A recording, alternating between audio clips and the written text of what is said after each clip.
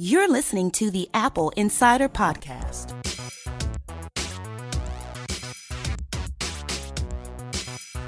Start recording as well. She'll do a clap so you can synchronize it later. Are we ready? Yes. Welcome to this segment of the Apple Insider Podcast. I'm Victor, and joining me is Vlad Savov from The Verge. Hello. Welcome. Thank you. I'm really glad you're here. Thank you for joining me. So can you tell our listeners a little bit about why you're here today? Well, this was a really impromptu idea that I just came up with on the fly. I'm testing a bunch of podcasting gear, which includes a bunch of microphones and some input equipment. And I tweeted that this would be the week, if anybody wants to have me on the podcast, to get me on. And you were one of the first people to respond. And you get the pleasure of listening to me with the Apogee Hype mic, which is a tiny little microphone. It's actually designed to be used connected to your phone, whether it's iPhone or Android. And I'm really impressed with it. It has a little pop filter. It has a tiny little package. It's super portable. And just in a couple of quick comparisons against much larger XLR microphones and much more professional equipment, I'm impressed with it. And hopefully this podcast will speak to the quality of that microphone. So if you're hearing the audio differences, go ahead and know your thoughts about which microphone you like better or what you like about what you hear. I am using an old Electrovice dynamic microphone. It's an XLR mic, and I've got it running through an old Centrance MicPort Pro USB adapter. They don't even make those anymore, but I like its sound better than I like the IK Multimedia Mic Pro that I've got over here. Whereas for me, it's literally just a USB-C cable jacked into my MacBook Pro. Vlad, you wrote an article talking about the iPhone's camera, and I think this is going to be a somewhat controversial article for our listeners. But what was the main theme of that article? Well, the article is titled "The iPhone's Camera Used to Be a Selling Point," which I confess is a bit inflammatory, I'm sure. But my hope is also to bring people on board once we have a discussion about it, because my perspective on Apple and the iPhone and its camera is one of somebody who's always appreciated those aspects, especially the camera. I mean, in the article I mentioned that 4 years ago, I wrote this piece where I had gone to CES in January. I was using, I believe it was an LG G2 at the time, an underrated smartphone. But I saw people taking photos with their iPhones and it was so effortless. And the photos that they were taking was just better than mine. And I just grew really envious of them. And at the time, I realized that the iPhone was the best camera because it was the best combination of ease of use and quality of photos. So you couldn't get photos of that quality with that ease with any other camera, not even professional cameras. It was just the combination of usability and quality that Apple had, which was untouched. And for a long time, it remained that way. It was that way at least since the iPhone 4, as far as I'm concerned. And it lasted until the iPhone 6, iPhone 7-ish, and then the Google Pixel arrived and it changed everything.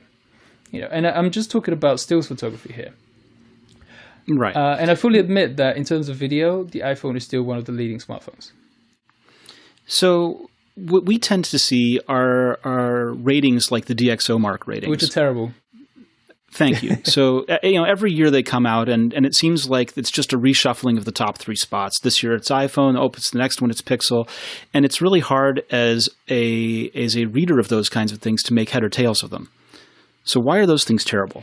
Well, there's two things to say here. And I'm a bit biased in saying this, but first of all, you want to be listening to reviewers rather than synthetic benchmarks. It's too complicated, photography. There's white balance. There's also focusing speed. There's exposure. Is it judging the exposure correctly automatically, or is it doing the exposure correctly once you make that setting yourself, once you make that tweak? So when I just talked about how the iPhone was the leader in usability, all of those things are not picked up by a benchmark. So I hate when people do things like, for example, hey, here's a blind test. Tell us which one of these photos you prefer. Because that takes out the entire experience of shooting with that camera out of it. And I don't think you can do that. I think that's super important, especially for consumer cameras, where the ease of use is not as important as image quality, but it's really very important. As for DxO itself, I think it never tells you that a terrible camera is great. It never tells you that a great camera is terrible. But it's because of its modes of testing and because of the things that it prioritizes, it doesn't really correlate with good photography. So a good example to me is the Google Pixel. I've just been comparing the Google Pixel against the Huawei P30 Pro camera. And the P30 Pro camera is actually the thing prompting me to write about the iPhone's camera, because as far as I'm concerned now, both the P30 Pro and the Google Pixel are significantly, detectably, noticeably, substantially ahead of the iPhone, to the degree where you can't just accuse me of being an Android fanboy, because I'm not, right? I've used iPhones and Androids for the past decade while doing my job as a tech reviewer. And so the Pixel compared to the P30 Pro, the Pixel generates more noise, and DxOMark hates that. But the Pixel also picks up more detail in the photos, and it looks more photographic. So the flaws in a Pixel photo are like the flaws you would have gotten out of a film camera in previous years. It's kind of like if you took your DSLR today and you cranked up the ISO a little too high, you'd get the same sort of grain and noise that you get in a Pixel photo. With the Huawei phone, Huawei is one of those companies that decides we really, really hate grain, so we're going to do noise reducing blur and we're going to flatten out things to get rid of the grain. But as I say, you flatten it out, you lose detail. So right. So that's basically what it comes down to, is that there are judgment calls made by the designers and engineers working on these products, where they say we dislike grain, or we want something that's more photographic, or we're willing to accept grain in order to get the detail that would otherwise be lost. Correct. It comes down to their values about what is a photo, right? Yeah. My issue with DxOMark is they favor getting rid of the grain. Like, they overvalue the matter of graininess in a photo, and essentially, if you give them an oil painting, they'll probably give you 100 out of 100, even though their ranking is now beyond 100. So I just have an issue with whatever calculation and whatever formula they have. I don't think it correlates with, like you say, the photographic quality that you get out of all the cameras that I've tested. And I'm not alone in this. Most of the people who do this for a living also feel like it underrates the photographic quality of things for the sake of, and even the aesthetic quality of things for the sake of something that's more numerical in terms of measurement. I mean, at the end of the day, the photograph exists for the people that are viewing it, right? Yeah, The taking of the photograph, the experience of using the camera app, is a very limited point in time that we just happen to do an awful lot of. But viewing the photograph, if it's a good photo, is something that you spend time with reviewing or sharing or posting places, right? Is it? That's actually a good question. Is it? Because I find with a lot of the photos that I take, even when I'm trying to be restrained, I spend more time taking them and tweaking them after taking them than I actually spend going back to looking at them. I think it's one of the things that changed a lot when digital photography came into being more of a mature thing, right? We used to be a little more conservative about how much we'd shoot, because there was a very real cost to buying film and developing it and processing and all that and printing. And digital frees you to take as much as you've got storage for. Yep. And so we review them less. We don't have photo albums in the same way that you used to, right? It used to be you'd have family photo albums and you'd have these binders full of photographs. And I don't think that really exists anymore. Well, Google and I think some other companies have tried to revive that by selling you photo books of your Google Photos. But you're right. I can pinpoint the last time I bought one of those. And it's been a couple of months, and it was only because my daughter said, I've taken a bunch of pictures of stuff and I want to print a book. Okay, you can do that. But we have not printed out a book of family photos in 10 years. I can probably say the same thing. I have no idea when we've done that. I know, for example, I also cover car shows, and sometimes they give you these beautiful photo books of the latest car, right? And they're printed on thick paper, and it's just gorgeous, and you just have, basically coffee book tables. I have those, and I've never opened them. And this is part of the whole digital lifestyle thing. I mean, I feel like somebody who's suffering from a disease, because things that happen on your phone are always so demanding for your attention. I open my Gmail and I'll be like, I need to drag up this piece of information to get this task done, and then there'll be a new email, and then I'll respond to it, and then I'll just be lost. And it's the same thing with like Twitter notifications and so on and so on and so on. Everything is There is a never-ending avalanche of notifications telling us we've got something new to read or consume. Right. So, and I'm not even getting to the point of boredom. It's just I don't get to the point of not having anything to do where I can be like, oh, let me peruse this book of pretty photos. I just don't have the time anymore. And I can say it's an aspect of my job, perhaps, but I also feel like it's a wider societal thing.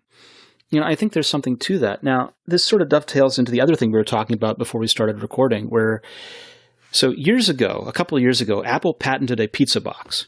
You remember that? Yes. There haven't so many of those, but yes, I remember it happened. Right. So they weren't actually selling it as a product, but they patented a pizza box that is a circular pizza box with ridges and to give it structure and vents to give it to allow the heat to escape a little bit, and so you wouldn't end up with a steamy, soft, soggy pizza box. And they used this in their Cafe Max in One Infinite Loop. Fine. It was a nice little story for 10 seconds about 2 years ago. Yesterday, they released a video. And I think the intention of their video was to show how, it was called Apple at Work, the Underdogs. And it was sort of demonstrating the benefits of using all Apple gear in a really hectic work environment, right? But one of the things that you and I were talking about, and I think some other people have noticed, is that it also demonstrated what overwork looks like. Yep. So the plot of this thing was this underdog team, ragtag team trying to pitch a product, and they got a meeting with the person they were trying to get the meeting with, who was otherwise unattainable because one of the underdog team was rear-ended by this person and said, "What can I give you?" And well, the answer is, give me a meeting, right? So unlikely circumstances, but whatever, it's a video. All led to them going nuts, working long, arduous hours to produce this pizza box. I'm really restraining myself here because, like, if I start, it would just turn into a rant because there's just so much going into this. Let's take, because this is the Apple Insider podcast, let's take the Apple angle first. I like the way that Apple integrated the Apple products into it, especially the iPad Pro. They showed how you can use the camera to share with people. They showed live updates I'm not sure what app it was, but essentially there were whiteboarding and ideating and whatever, and then somebody's kid just scribbled all over the thing, and then with the Apple Pencil, right? That's right, yeah, on one iPad Pro, and then the other group were looking at the document, and all of a sudden there was scribbles, and they were like, "Wait, what's going on?" So I like that. I like the actors. I think they did a great job. I think in terms of production quality and everything else, all of that was really well done. I'm entirely on board with it. Like you, I don't like the fact that it romanticizes overworking. It's super troubling to anybody who has respect for a person's time and health and effort, right? Because first of all, it starts off with this embedded hierarchy, which you're not supposed to question. There's the boss figure, and her time is somehow more valuable than that of the 4 people who are slaving away on this project.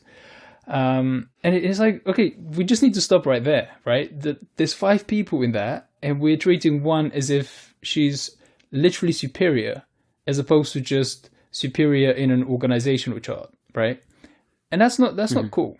I don't like endorsing that. I don't like the kind of lighthearted tone that is in the video about, hey, it's crunch time and we're just going to do this. I mean, crunch is a big issue in the gaming industry. And everybody who's familiar with it knows that it's something the gaming industry should work to eradicate. And now here's Apple kind of sort of promoting it, putting a nice soundtrack to it, and saying, well, we can make crunch time easier with cool Apple products. And we have these sort of stories that come out of Apple, about the time when they were working on building the first iPhone and how it was crunch time, and how they had cots set up inside Apple and people slept overnight. Or stories like Tesla, where Elon Musk was staying at the Tesla plant, sleeping in his office because it was crunch time. And so these stories do come out. But should we be encouraging that? Should we be romanticizing it? I mean, the answer is obviously no. I recall with Elon Musk as well, when he did an interview with Kara Swisher, he was saying, well, 80-hour weeks, they're tough, but 100-hour weeks, they're really tough. And I'm like, No, an 80-hour week is not tough. 80-hour week is something that you need recovery from if you do it once. I have the feeling that Musk did that at PayPal too, that they had those same kind of 80-hour weeks there when they were starting. And the issue, and this is the other thing, the issue isn't Musk doing those things. Okay, he's an adult, he can be responsible for himself. It's him asking his employees to do the same. I mean, there are real human costs there. Exactly. There are people who have attributed the iPhone launch and the build up to that, to making that product, as what cost them their marriage. There are people that Musk is no longer married. There are real human costs to putting yourself that much into your work, and the cost is, maybe your personal life. Yeah, I don't mean to turn this into a Joe Rogan podcast where we just diverge into a whole bunch of other topics, but I did come across some research on sleep not too long ago, and it's amazing the difference that 8 hours of sleep makes versus 7, 6, 5, 4, and however fewer you get. And I noticed for myself, I very rarely get full 8 hours of sleep a night, and the times that I do, I get up and it's kind of like somebody has drugged me with some happy drug. Like nothing can get my mood down. I live in the UK. Brexit does not touch me. It does not bother me. I'm like, it's fine. It's fine. Those guys know what. Well, they can get on with it. It's not fine. I promise. It's not fine. I mean, I know, but that's the point. I can get over it. And like, yeah. Since I'm touching on politics, I do also wonder what life would be like if the American president would get 8 hours of sleep per night. If every national leader would get full 8 hours of sleep per night, if they wouldn't do this whole. And this is the other thing. We think of, oh, I didn't sleep tonight. I went and worked until 3 a.m. as heroics. It's not heroic because even just a couple of hours of sleep lost a night impairs your judgment. Okay, so you're not being heroic. Yeah, you have a deficit. If you are in a decision-making role and you're not getting enough sleep, just sleep and rest. You're screwing up your job. Well, at some point, you're having you're no longer accomplishing that you're being productive. You're just proving that you can stay up. Yeah. And to bring it back, this is why the Apple ad has a problematic undercurrent to it. Even though I hate the word problematic because it doesn't really nail down what you have an issue with, but I think we've laid that out here. I agree. It seems like there's a disrespect for employees. It seems like there's a weird power structure that elevates a person as opposed to the position that they're in. It's just really frustrating that this sort of is what carries the demonstration of all the different Apple products. Yeah. And I will say something else. It's a broader cultural thing. Because if you recall Christian Bale, when he had that meltdown to the person who was managing the lights on a film set, do you remember that incident? I'm just trying to remember, yeah. Christian Bale was shooting a scene and the guy was checking the lights, and that's his job, literally doing his job. But I don't know, he crossed Bale's line of sight or something. He got in his way, and he just had a freaking meltdown at him. And the thing that is implicit in that is Christian Bale was getting, I don't know, $20 million or whatever for the movie, and the guy is getting a fraction of that, and therefore Christian Bale is worth whatever the multiple of his salary versus the other guy's salary. And that's the problem. Valuing people relative to their salary. The problem is when you say Jeff Bezos, his net worth is whatever. Well, it's not. He's a human being like us. It's just that, yeah, like I say, it turns into a whole rant. This is how we identify people, right? You introduce yourself. Hey, I'm Victor. Well, what do you do? Well, I host a podcast, right? It's not what we do as a job becomes part of our identities, and that's sort of the way it's been for decades. And we could have a discussion, probably not on this podcast, but about, is that the right way that we culturally should identify ourselves? Well, we can identify with our jobs. I certainly do. I know that it's a passion for me to review technology, but we don't need to couple our value as human beings to the job. It isn't the thing that makes you valuable. It isn't the thing that makes you worthwhile. I think. It's not just me thinking this. Everybody knows that some of the things that we value as people the most are things which are free, which are given freely. It's volunteering. If there's a natural disaster, helping people out, that's not paid for. You don't get a salary for that, but people think of that as valuable. Speaking of volunteering or helping people out, and it's not really volunteering, but it is certainly helping. So the ECG feature, right, the electrocardiogram feature for Apple Watch was released finally to countries outside of the US. So Hong Kong and parts of Europe finally got that via software update for Apple Watch Series 4. And already the watch has been credited with detecting signs of atrial fibrillation, or AFib, in a European man. So there was a customer testimonial sent via Twitter to Dr. Michael Speer in Germany's FAZ newspaper, where Apple Watch and the ECG detected previously undiagnosed condition. You know, the unnamed user said they viewed the ECG function as something for hypochondriacs, but decided to try the feature when Apple released watchOS 5.2 last week. And the customer noted multiple Apple Watch readings displayed signs of AFib, and he hadn't detected it. His regular physicians hadn't detected it. He was skeptical of it, but he asked the recommendation of a doctor friend who said it must be a measurement error. Despite all that skepticism, despite the doctor saying it's a measurement error, he visited his regular physician, and a 12-channel ECG was taken, and the physician said the watch is right. So the customer now attributes the watch to prolonging his life. Which is a great story, but one thing that I know about these ECG readings from a friend is that medical professionals have been kind of swamped by people giving them false positives from their Apple Watches. And that's a bit of an issue as well. So, yes, taking up large amounts of time and doctor attention for false positives is probably a problem. At the same time, you know, when something goes undetected, like this person's example, for that one person, it's definitely valuable. Yeah, absolutely. So there's the question is, where's the balance there? And you know, maybe Apple needs to tune the devices a little better, or not just hand wave at. Sure, there'll be a lot of false positives, but for those we catch, it's going to be great. You know, there's probably room for improvement, I would think. I think taking the category as a whole, smartwatches have really started to mature. I absolutely agree that the Apple Watch, especially Series 4, is a couple of notches above everything else. But there's also companies like Withings, a French company. They got taken over by Nokia, and then Nokia sold them off because it didn't know what to do with them. So now they're Withings again. Nokia sold them back to one of their co-founders. That's right.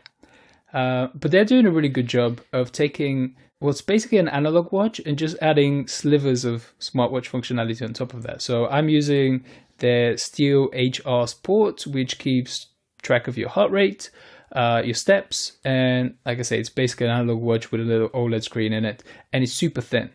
And they're also doing some sort of ECG watch as well. I haven't had the chance to try that out. I think both what they're doing and what Apple is doing with the Apple Watch, it's a good thing. It's definitely a good thing.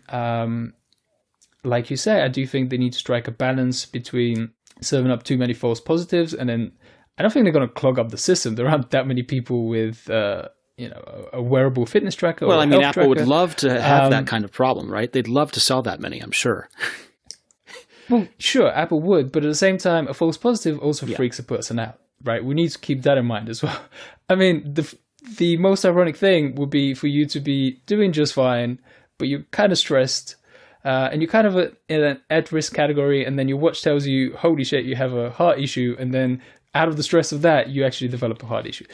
I don't even know if that's possible, but it certainly sounds like a problem.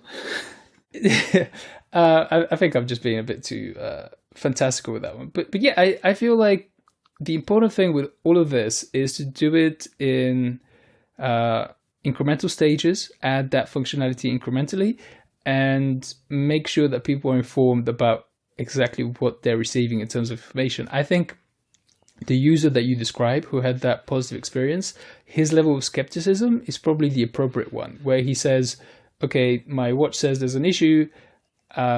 It's probably not correct, but I'll go and check it out anyway. I think that's the correct way to go about it. Be skeptical, but still go and check it out. And I think that's really what Apple's advice on the watch is. Now, I haven't seen the alert myself because, well, I don't wear the Apple Watch, but my understanding was that it was a we've detected something, consider consulting a medical professional kind of advice. Mm-hmm. So here's a question that I have. How has Apple's step tracking improved or not improved over the generations, because I've tested the Apple Watch 1 and 2, and the step tracking was actually one of the weakest aspects of the watch for me. Interesting. Do you do any other sort of fitness with it? No. I am, especially now with the Withings watch that I'm wearing, I've become a real freak about step tracking. So it is either walking or running is all that I do. And the Withings watch is extremely precise about it. I think it's the most accurate one that I've tested. Okay.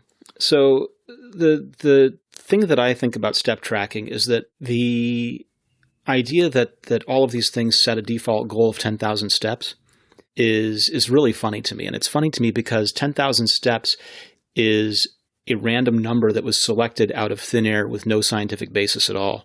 It comes from a pedometer that was distributed in Japan in breakfast cereal in the 60s, where they decided 10,000 was a good number. I mean, it is very round. They didn't know. They just decided.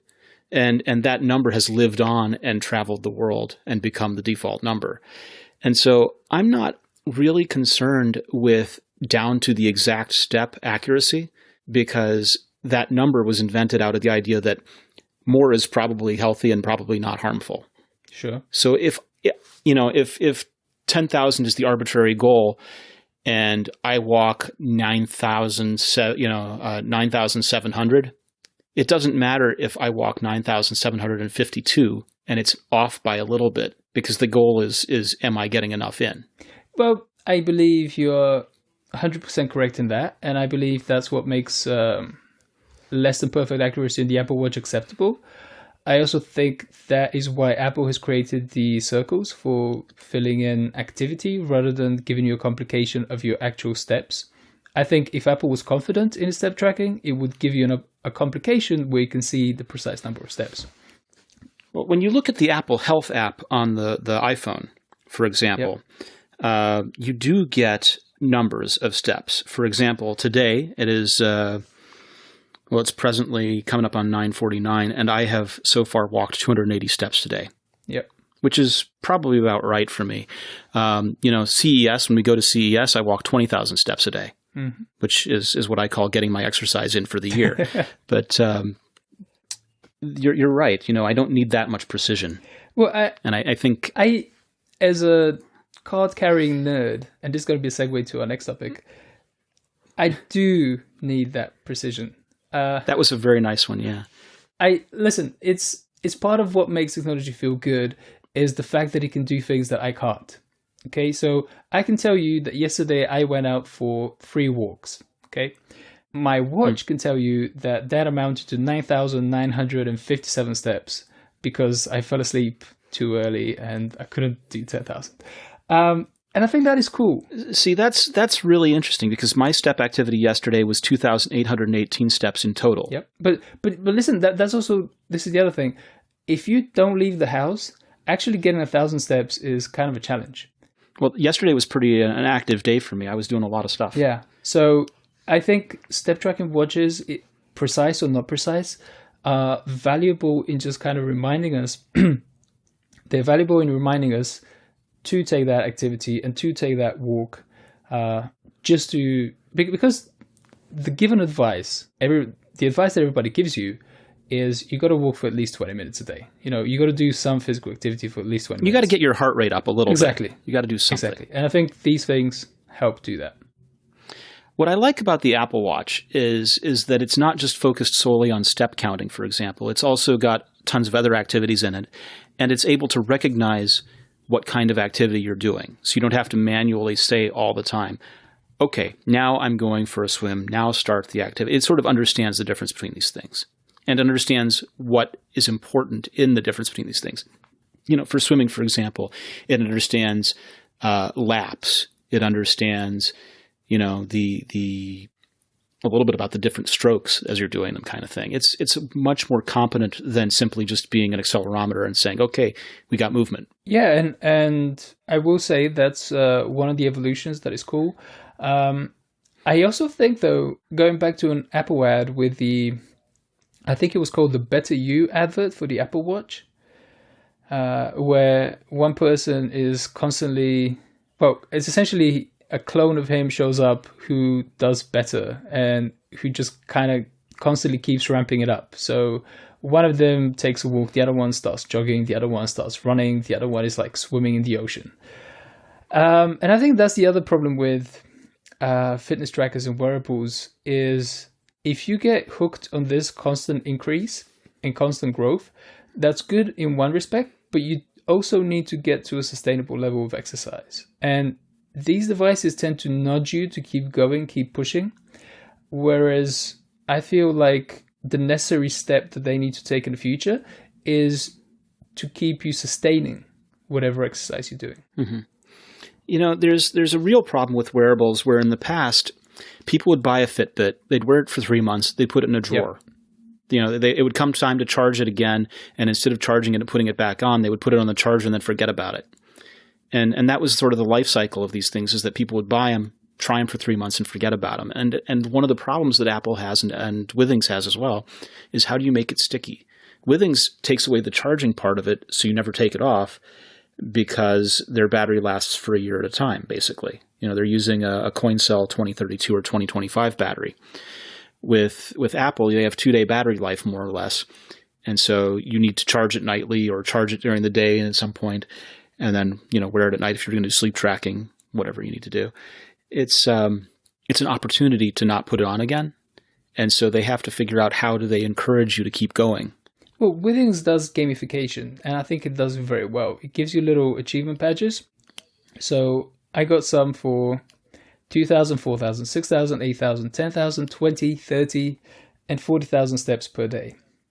There's a 50,000 steps per day Apple badge. Watch gives those kinds of badges too. There's one for 50,000 steps, and I have no idea how I'm going to achieve that. I would need to run half a marathon or something. Well, more than half a marathon. Yeah, one of these ones, and I forget which fitness tracker it was at this point, used to give me badges based on how much I'd walked and assign geographical locations to them. Like, you have now walked all the way around Lake Titicaca or something like that. That's the Withings app. This is the other thing. No, that's the one. Okay, yeah. I've had too many of these things to remember exactly. Well, that's the product reviewer's curse, right? This is the thing that does the sustaining, because at the moment I am on something like 1,000 kilometers, and then there's it hides the next badge, so you don't know what geographic location you're going to have circumnavigated at the next badge, and you're curious, and it's like, oh, I just need another 20, 13 kilometers, 10, 5, whatever, and then you get the next badge. So that's a little teaser to get you, to keep walking, keep moving. Yeah. Currently, I only use Withings as the weight scale. Yeah. No, this is the funny thing. The weight scale tied into my we'll finish Apple off on the health gadgets here, but this is the funny thing. I started off with the smart scales, first using them as dumb scales, and then I was like, okay, fine, I'll use the app for the scales. And once I started using the app, it started tracking my steps via my phone without me wanting it to. And once I started getting a number on my steps, I was like, oh, well, screw this. I'm going to get better numbers. So I started walking more. And once I started walking more, I was like, oh, man, I don't go everywhere with my phone. So now it's like, and I also can't really jog with my phone as comfortably as with a watch. So then I got the watch, and now I'm fully hooked in. Right. So you were easily you were easily manipulated into doing that, whereas I have so far resisted the manipulation. Oh. I don't wear the Apple Watch. I wear a traditional mechanical watch. I looked at my steps only because we were talking about it. And I step on the scale, and it records the weight, and it sends me notifications saying, good job. If you just keep stepping on your weight, you'll eventually get to your target. No, I won't. I know better. I know exactly where my weight is based on this, and it's not changing one bit just by stepping on the scale. What mechanical watch do you wear? I have a few different ones. Today, it's one that is made by NTH, a small microbrand company. And it's got a custom gold dial, a gilt dial, they call it, where they gold plate the dial plate and then print on top of that so that you get gold shining through it. It's very pretty in the light. Ooh. Because that's another curiosity for me is I care about watches as well, and I'm curious about what mechanical watch will get me to basically commit my wrist to it rather than a fitness tracker. Well, we should talk about this on the other podcast that I do, the Hour Time Show, as part of wristwatchreview.com. Wow, okay, I didn't know that even existed. But good plug. Oh, yeah. But yes. We'll talk about that after we finish recording this. You said you were a card-carrying geek, so we got to talk about what card are you going to carry to show that you're a geek? Well, if I am somebody who has a lot of Apple gear, the card that I would love to use, wear, show off is the Apple Card, the new credit card.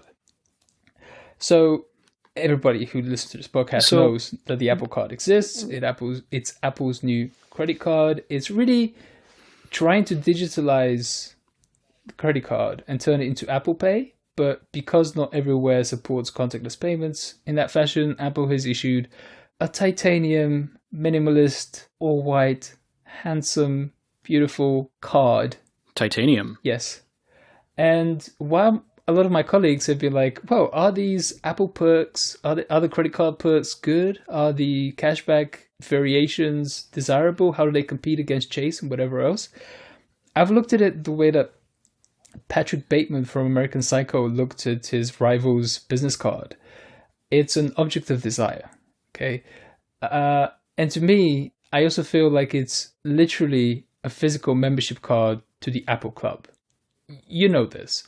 There's a whole bunch of people who have an emotional affinity with Apple as a brand, and that's because of the first experiences that they might have had with the company's products. That's because they might have had a laptop, that lasted them 7 or 8 years without a problem. Speaking for myself, I had a 2011 iMac, which I kept until December last year when Apple stopped supporting it with the latest version of macOS, so I just had to upgrade away from it, but it never gave me an issue. So people build up that affinity, and then having a physical totem to show for that, and it being so bloody beautiful, to me is a genius idea. I just think as soon as Apple makes these available, they're going to be just everywhere. So here's my thought. I think that it's a beautiful card. I think that the app features are incredible. The idea of an app being able to show you and help guide you to good personal finance habits has a lot of promise for me. I'm not concerned about the benefits and how they stack up with other cards, because this is one of those things that I think is really opaque unless you're a credit card nerd. And there are credit card nerds out there. I mean, there are whole websites dedicated to optimizing which card has which benefits. And there are people that I know some personally, who carry 6 cards and use each one at different stores specifically for the different rewards that they'll get. But most people can't handle that. Most people can't handle having those different numbers of cards to take advantage of specific rewards and all of that. It's just a lot to mess with. And so having one card that gives you one very easily to explain benefit, I think makes a difference. No, absolutely. I feel like the people who do, as you say, run 5 or 6 cards at a time. There's also the churners who churn from one credit card to the other one as soon as the first card's introductory bonus expires, so they pick up the next card's introductory bonus. And they just do a balance transfer over, right? Yeah, it's just too much work. Here in the UK, I don't know how popular these things are in the US, there are cashback websites, which means that you go via the website to Amazon or to a service provider, and because you went via the website, you got an extra percentage of cashback given back to you. Yeah, Rakuten does something like that called Ebates, and there are a few others like it. You install a browser extension, and when you're on that site, you click on the browser extension, and it goes ahead and activates the discount for you. Or Join Honey is one that will do that kind of thing, but apply coupon codes. Okay, well, I think Honey I've heard about, and those are much more convenient than the thing I'm talking about. This is, you have to go to a specific website, browse all the offers through it, and then pick something that you like, and then click on that to lead you to the service provider. And then you have to wait for like weeks and months until you get that cash back brought back to you. I got into that a few years ago, and the stress of doing that nonsense was absolutely not worth it. Like, however much money I saved, I lost in terms of just stressing out and wasting my own time trying to pursue these things. So absolutely, the thing that you say is spot on. Apple encouraging better financial habits and doing it in a straightforward fashion that everybody can keep track of is totally going in the right direction. And, you were mentioning the time gap between getting your credit back, and with Apple, they promised that it will be daily. Right. And I mean, that speaks for itself. In a way, people have been commenting that the Apple Card and Apple Pay feel like a way away from what Apple used to be, that there's sort of a divergence because, your own friend over at The Verge, Eli, said Apple Pay and Apple Pay Card are not at the center of liberal arts and technology, was I think his comment on Twitter. And he's correct in that. At the same time, where Apple lives best is when Apple can explain their entire product in 20 seconds. Yeah. And you can absolutely explain Apple Pay card in 20 seconds. You can. It's my job to take longer than 20 seconds and fill it out with like yes, but I mean, 1,000 words of forwarding about the design of it. But yeah, no, I'm on board with you. Right. You know, remember when iTunes started renting videos, right? And at the time, other people that were doing it were people like Voodoo. And Voodoo's pitch was, you can rent videos from all over using our store, and they can be in high def, and some of them will cost $1, and some of them will cost $5, and some of them will cost $14, and some of them will be able to rent for a month, and some will be rent for 28 hours, and some will be up to 48 hours, 24 hours, 48 hours, right? And there were all these variations, and it was hard to explain.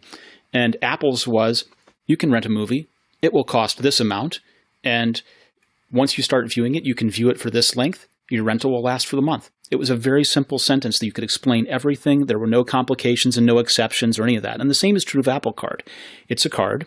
It has no international fees. It has no punitive fees. It has typical APR, which they called low fees, but I'm kind of taking issue with that. Yeah. It has daily cash back, and the benefits are 1%, 2%, 3%.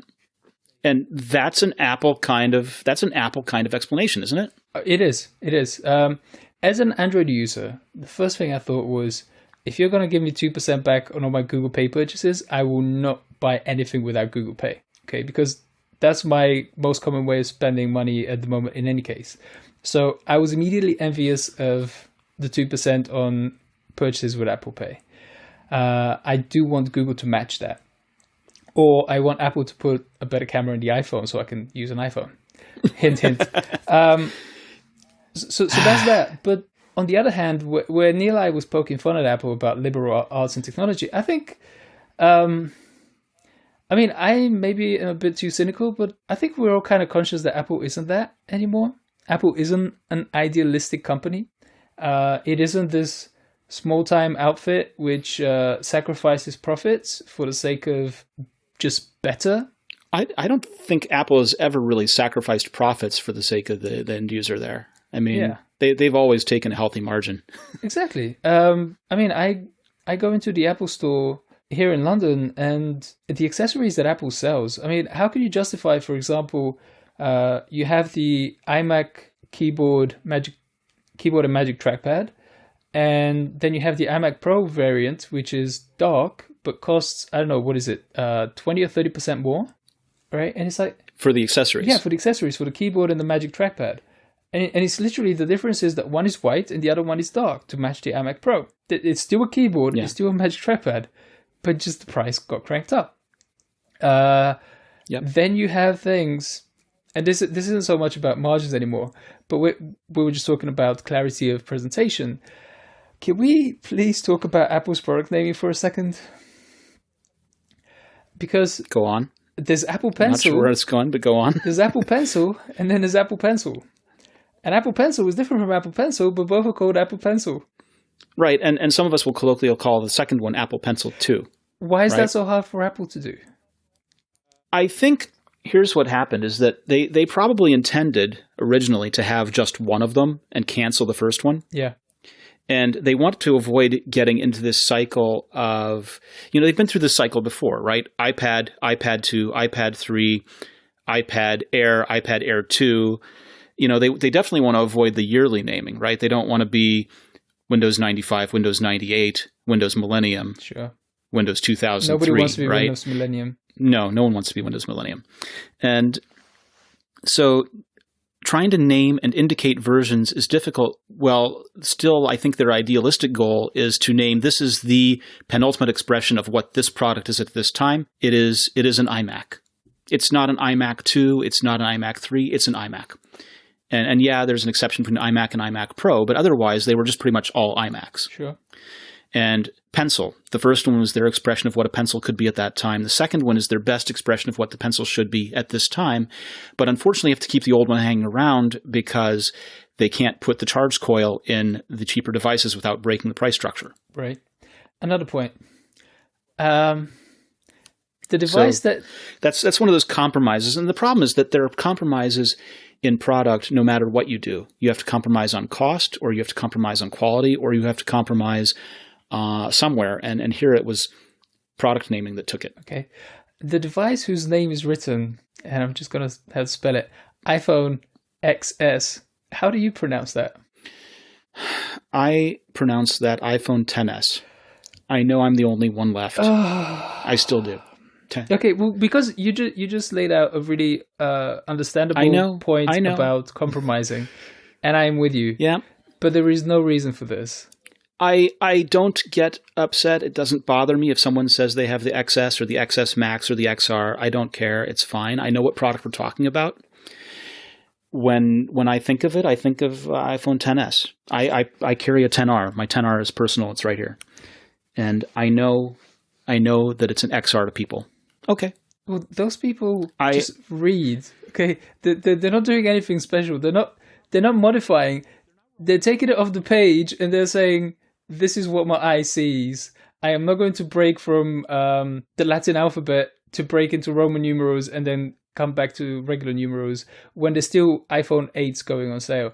And when I look at something like that, or if you really want to, if you want to have fun, why is OS 10 still OS 10 when we're on 18 years of OS 10? Well, it's 10.14 or now. OS X if we're reading literal, right? Yeah. I mean, I used to read OS X for, I don't know, years and years. At this point, I just write it. I don't read it. Well, in fact, it's macOS, so it's all kind of academic. Yeah, they got over it. It's macOS now. That's right. But when I see something like the iPhone XS naming, I just feel like, is Apple just kind of trolling us here? Is Apple waiting for us to really react, and then it can be like, guys, we're kidding. Of course not. Like, it just doesn't compute for me. I think it comes down to Phil Schiller saying XR sounds really cool, like a car. Sure. So call it XR. Okay, Phil, if you like cars, I guess, cool. Honestly, I personally have no problem with iPhone XS and iPhone XR. Those are fine names. That's perfectly fine by me. Well, I'm okay with it too. Doesn't bother me. I still read it with the Roman numeral, and it's out of habit and out of doing this too long, I think. So on that topic then, since uncharacteristically for April now, I haven't heard too many rumors about the next iPhone. Have you heard anything relating to the iPhone's camera? Well, I think you've probably seen the same rumors that we have. There's been the 3-lens rumor that has a flash. No, actually, I'm mistaken. It's just the 3-lens rumor arranged in a square with the flash as one of the points of the square. You've seen that one, right? There have been a few different rumors. They're early at this point. It's one of those things where we've seen the early indications, but not enough smoke to really tell yet.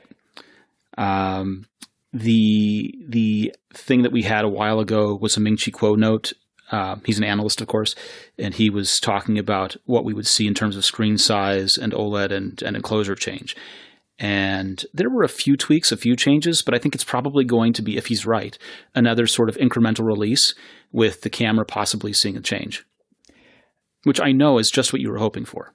Yeah. I just feel like so much of the iPhone's lead. Oh, I remember. There were also going to be some tweaks to the front-facing camera, which has the true depth sensor. Some changes to how the facial recognition is done to make it more accurate, especially in low light and off-axis conditions. So the interesting thing for me with the Huawei phone that I'm reviewing right now, the P30 Pro, and the one before it, the Mate 20 Pro, the Mate 20 Pro had the exact same square arrangement of lenses with 3 lenses and then the flash being the fourth part of that arrangement. And it's not beyond the realm of possibility that Huawei might have heard rumors or spies might have, penetrated into Apple's network of suppliers and whatever and seen some layouts of what Apple was planning and just preempted that and copied it with the Mate 20 Pro. That's not beyond the realm of possibility. If you remember when Apple first introduced Force Touch in the iPhone, it was preempted by a Huawei phone by about a month. And Huawei had absolutely no idea what to do with it. It was literally, Apple is doing this. We need to put it in our phone screen. We're going to do it too. Yes. We don't know what we're going to do with it. And they demonstrated it by weighing an orange on the phone screen. And that was literally as much as happened with that. It was sort of a limited edition. Maybe a few people bought one. Huawei never touched the technology again. Yeah. So in years past, long, long ago in Apple's history, when something seemed plausible, like it was going to happen, they would go the other direction. If a rumor came out and said, this is what they're going to announce and they're going to do it like this, they would do it the opposite. And this has happened with the early Mac Mini, where someone said the graphics adapter was going to be an ATI part, and so they went to the competitor part. They went to the NVIDIA part at the time. They changed everything, stopped everything, changed the NVIDIA part instead. Or another example was the iPod Touch 3rd generation, which was supposed to have a camera, said all the rumors. And when it launched, it had no camera. And if you took the cover off the back, there was an empty hole right where a camera could have gone. I remember that. Kind of thing. So, old Apple used to get offended at these rumors and change out of spite almost, was the impression that they sort of gave. At this time, the phones that they're developing, they pretty much have to decide and lock down what it is they're going to make 2 years in advance. That's right. And so they don't have that flexibility to change something up if someone else decides to announce it before them. And so the rumors in a way become slightly more reliable. Now, they're not entirely reliable because we get weird things like, where is the iPhone SE2? For example, there was a rumor that said we'd get an SE2. Well, is the 10R the SE2? It sure doesn't feel like one. It feels like a competent phone on its own. I don't know. And it certainly doesn't feel like an SE2 in terms of size. It's bigger than the 10S. Sure. So it's question mark. But whatever Apple's going to do, they've pretty much already decided what that's going to be. That's right. And I think that's fair enough. It's a reflection of a more competitive market. And I think we should all be happy about that. It shows that Apple can't set its own rules in terms of manufacturing and production and so on and so on. And there are facts of lives, right? Production is a fact of life, and production takes time to ramp up and produce. And of course, they're trying to secure their production lines so that leaks don't happen. But it's a fact of life. This is what it takes to produce a part. That's right. And I will say, coming back to the article that I've written today, part of my motivation with these things is I know that The Verge is read by these companies, and I want to light a fire under their ass sometimes, When I was talking to car stereo companies, I was talking to aftermarket car stereo companies, and I said to them at CES, what does it take to get you guys to fix your interface? What is the best way to try and get you to do something to make it better? And they said, write an article. Don't tell us here at CES. Write an article, make it public. Yeah. I wrote an article about Chrome being a battery life drain on the MacBook. This was a few years ago, and I know that circulated inside Google, and people took that seriously. And in the case of Apple, if there is any company besides Google that I trust to do computational photography in a way that just kind of blows us all away, it's Apple, right? Honestly, I am shocked that Huawei is getting this massive a lead in terms of its engineering and in terms of its capabilities when it has none of the pedigree that companies like Apple do. So, I'm shocked and I'm happy about Huawei, but I want to see Apple match and outdo that. Well, so Huawei is an interesting one because in the US, Huawei has, let's say, some problems. Yeah, a few. And by that, first of all, US government problems for one. Right, the CTO and the or CFO and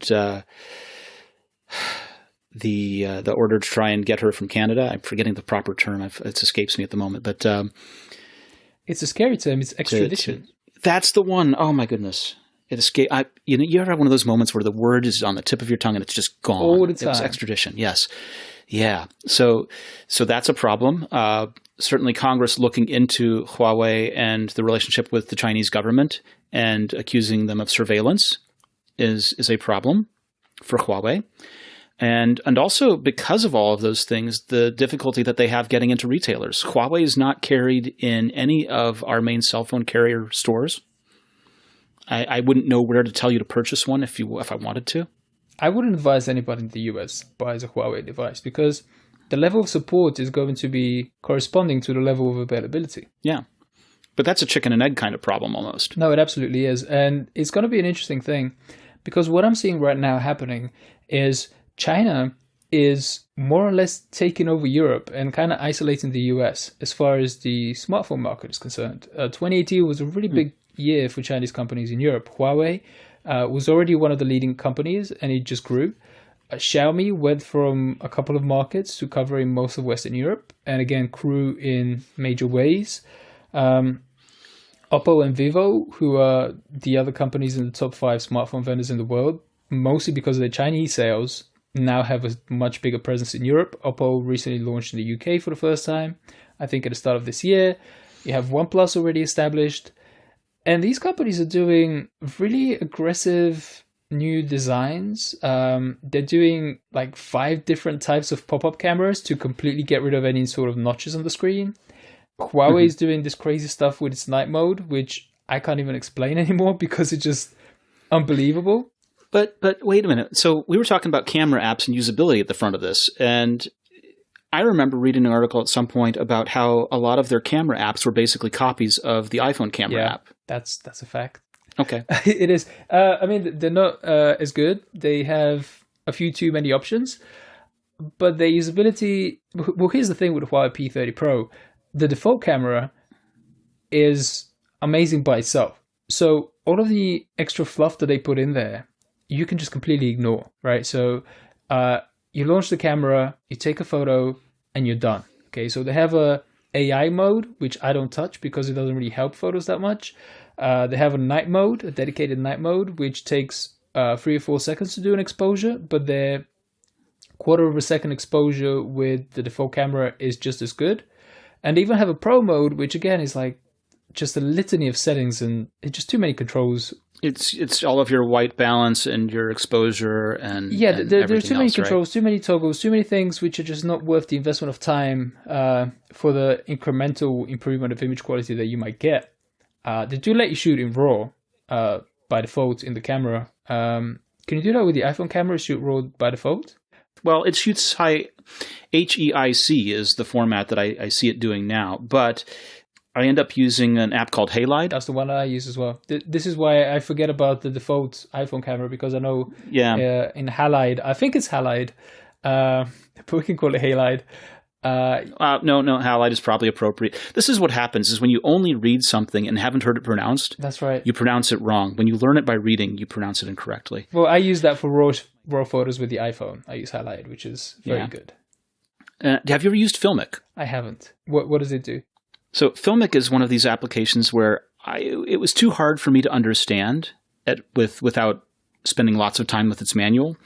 But it's the one that filmmakers have been using with the iPhone and an accompanying anamorphic lens to be able to shoot actual movies. Well, what's the advantage with the app there? Does it give you a more cinematic quality? Does it do a different frame rate? Why would you use that app? Well, I mean, that app gives you all the control that you need for doing proper filming, and it handles doing it with that lens.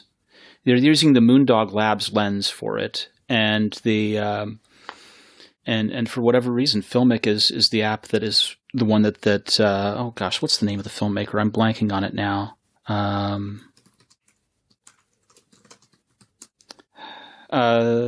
The fellow who shot. Oh my gosh, there have been a few of them. Steven Soderbergh's films, right? He shot a film on the iPhone 5S, and then he shot one on the iPhone 7. He's been shooting on the iPhone 8, and he's been using Filmic almost exclusively now. Wow. Well, talking to you, this is another reason why I'm at least a little bit frustrated the iPhone isn't matching the Google Pixel and the Huawei P30 for its camera quality, which is that iOS gets all the best apps, and that's still the case. So we've just talked about Filmic and Halide. We have none of those on Android. We have none of these third-party apps that just completely and irrevocably upgrade the shooting experience or even the post-processing experience. Nothing's perfect. That's why they keep making more products, I guess. Yep. That also makes it frustrating because if you actually have to choose between an iPhone and an Android device, I know most people don't have to anymore because you kind of settled into one ecosystem or the other, the choice is still a very difficult one. Well, I mean, obviously I and most of my listeners have chosen to stick with an iPhone, but I think you're right that we shouldn't lose sight of the fact that there are develops made on both sides, and it's it's like you say, frustrating that we don't always get to take advantage of all of them. But then if we did, you and I really wouldn't have a job, right? This is another thing. I do a lot of headphone reviews, and I can tell you that my worst nightmare is to find a pair that is just about perfect, and then I don't want to listen to anything else, because that ruins my job. Yeah. So let me ask you, what is the best cheap earbud? I really like the OnePlus USB-C bullets, because those are ones that I can use with my Android phone, plug them into my laptop. They're really effortless, really lightweight, and they're something like $20. Nice. Not bad for a USB-C headphone. Yeah, I was really impressed. For a long time, the USB-C options were basically $150 for the Libertone option, and Essential did a $50 pair, which wasn't particularly good. But now we have those ones from OnePlus. There's a Danish company called III. They do a $45 pair of USB-C buds. They're very good.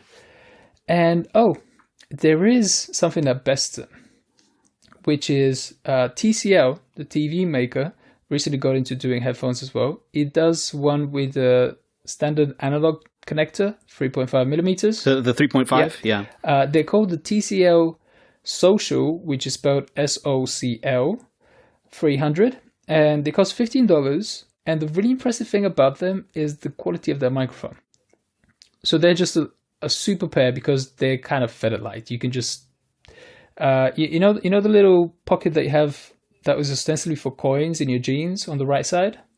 Sure. You can stick them into there. They're that tiny, right? So they're tiny, they're cheap, and they have a great mic. So it's a pair of Office earphones. I think those are amazing. Excellent. Dare I ask, what do you think of the AirPods 2? Oh, I love them. I love the original AirPods, which was a big conversion for me, I have to admit. How do the new ones compare? They're the same. They're practically the same product. They're the same product with wireless charging, which is like you upgraded one important aspect, so well done. And there's not much else to say beyond that. But I will say I had a big conversion with the AirPods, the original ones. I was one of the vocal critics of them when they were released. I thought they looked like Bluetooth dongles from the past.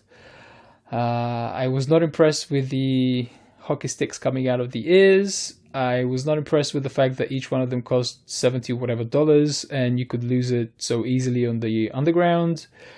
I was not impressed by the fact that they were basically like AirPods, which never really fit me very well. But once I got to use the AirPods, I realized I was damn wrong. The AirPods never fit me, in part because the cables kind of tugged at them and they tugged them out of my ear. Whereas the AirPods just sit there and they sit perfectly. So I could run with them, I could exercise with them. They're great, they sit in place. And as everybody I'm sure will be aware who's used them, you can just keep them in your ears and you hear everything around you just fine. And also, nobody talks about this much, but the AirPods sound quality is great. Okay, it's not hi-fi. You're not going to get, earth-shaking bass or anything like that, but it's really coherent. And when there's emotion in the music, they convey it really well. So I think Apple has done an amazing job with them. And I have no issue with the fact that the sound quality and the physical design haven't changed. I think there was very little that you could improve given how tiny they are. So Apple has done the thing that everybody probably wanted, given them wireless charging. And I think that the other benefit they added was the ability to use Hey Siri without having to tap to prompt it, for example. Yeah. That making the voice assistant be something that you interact more naturally with was a big win. Now, our one of our writers, William Gallagher, who is normally on this podcast, contends that there is a sound difference. But I think that's one of the things that's very personal is you sort of A/B them and you sort of think, am I hearing a difference? Am I not? Or is there a marked difference? It can be difficult to tell. But sure. He's convinced that he is hearing a difference. Well, this is a question for me as well. How much use do you get out of Siri? I use Siri quite a lot. I don't use it all the time, but I do use it when I'm in the car because I use CarPlay, and so I use Siri to interact with messages that come in while I'm in the car driving. I use it to schedule appointments and reminders and to add events to my calendar.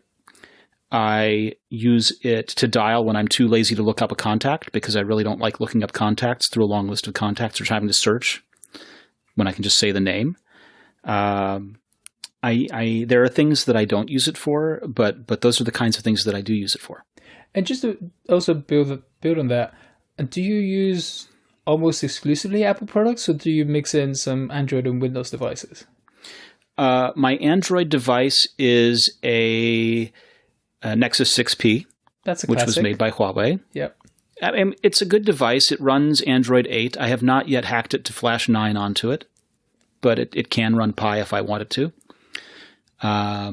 There's something very nice to me about having a device that is Android as it was meant to be, as opposed to Android from someone's ROM. Yep. I want to, if I'm testing something, I want to use it the way that Google distributed it as opposed to whatever someone cobbled together from AOSP, right? And what would you say is the perspective, the AppleInsider's perspective on the competition from the Android side of things? I've just written an article about that, saying that Android has a lead on the camera front, but I'm curious, as somebody ensconced in the Apple ecosystem, which I don't say derisively, it's a good place to be ensconced in. How do you look on the Android side of things? I mean, speaking for myself, I don't really want to speak for the AppleInsider point of view, because the thing is that someone, we have editorials that we publish on the site, and some of them are very much anti-Android. And they're not entirely wrong, but I think there are things to learn from them. And I think it's important to remember that some of the people who worked on the first iPhones did work on Android as well. That we've seen this cross-pollination between the two as they try and catch up to each other. And, you could say that about the multitasking and how some of that came from WebOS, for example. Well, a lot of the WebOS people went to work on Android when HP failed to support them properly. That's right. So these ideas sort of all circulate, and each one plays catch up with each other. There are some things that I like very much about how Android handles notifications that Apple has yet to match in some of them. And there are other things that I prefer about Apple. And, where it falls for me is one of the things that I really value from Apple is that I can take an Apple device and I can restore it to a known cryptographically good state, to a known cryptographically safe state by putting it in DFU mode and flashing it with the firmware directly from Apple. And with Android, if I have to unlock a bootloader to do that, then it feels like, to me, it's potentially vulnerable. It's not back to a cryptographically known good state, even if I'm downloading the firmware for it directly from Google, for example. So there's some security value to that I get. With Apple, I know that a device is going to be supported by iOS for anywhere from 4 years or more now. And do you think that's a really important aspect of it, the peace of mind, especially when you're spending larger sums of money on technology? I think security and support matter. My dad bought a Motorola device. And at the time, Motorola and Lenovo, who owned them after having bought them from Google, said, we're going to keep supporting this. This is going to keep getting updates. And they broke that promise almost immediately. Yeah. His thing is stuck on Lollipop. And I felt bad because I'd recommended it based on that promise. Well, it should be noted the Motorola E is a good phone in any case. And it's such a basic phone that it probably doesn't need an upgrade. But I take your point.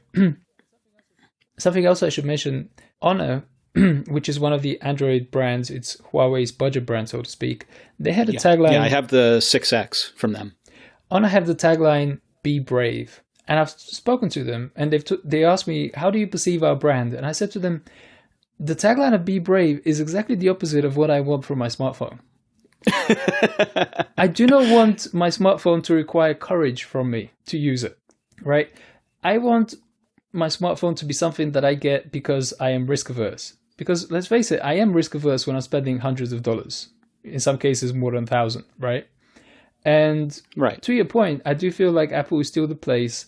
I have had the FlexGate issue with my MacBook Pro, but I already had AppleCare and I brought it in. They fixed it. I told them it's my work machine, so they hurried the repair.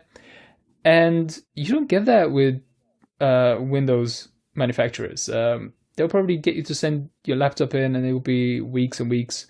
And you just don't get that reassurance. So that was the thing with the Motorola, was that it had a problem. And my dad called them up and they said, yeah, we know that problem. Go ahead and send it in. It'll be about 3 weeks. And he said, okay, so you're going to send me a phone in the meantime? We'll cross ship. And they said, oh, no. if you want to pay cross shipping, you have to pay for the shipping for that and give us a credit card number that we can hold in the meantime. And he said, but there's an Apple store within less than a mile from me. I can just go down there and they'll, if I had an iPhone, they'd trade it in right away. Why are you treating me like this?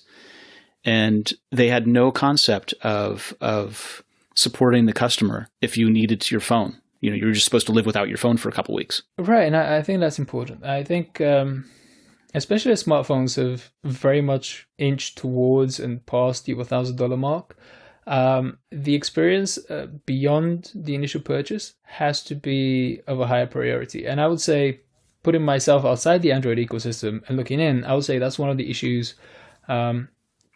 where companies have to make a lot of progress, and they have to do a lot to convince people that they can be trusted in the same way that iPhone owners trust Apple right now. And I think that's possible. I don't think it's beyond the realm of possibility. It just takes investment. It takes a bit of time to establish that trust. At the same time, I think Apple needs to catch up on the technical side of things, because the difference between the iPhone X and the iPhone XS is tiny. As far as I see it, I can't even remember the specifics of how they're different. So yeah, I do feel like it's nice. The tension between them is nice, because Apple has advantages, its Android rivals have advantages, and they're pushing each other forward. I think that's good. Well, I've taken a lot of your time this morning. I am so glad you were able to join us. This has been a fun conversation. Where can people find you on the internet? Well, I write for TheVerge.com, so TheVerge.com, and I can be found tweeting on a daily basis, because I'm addicted, at Vlad Savov.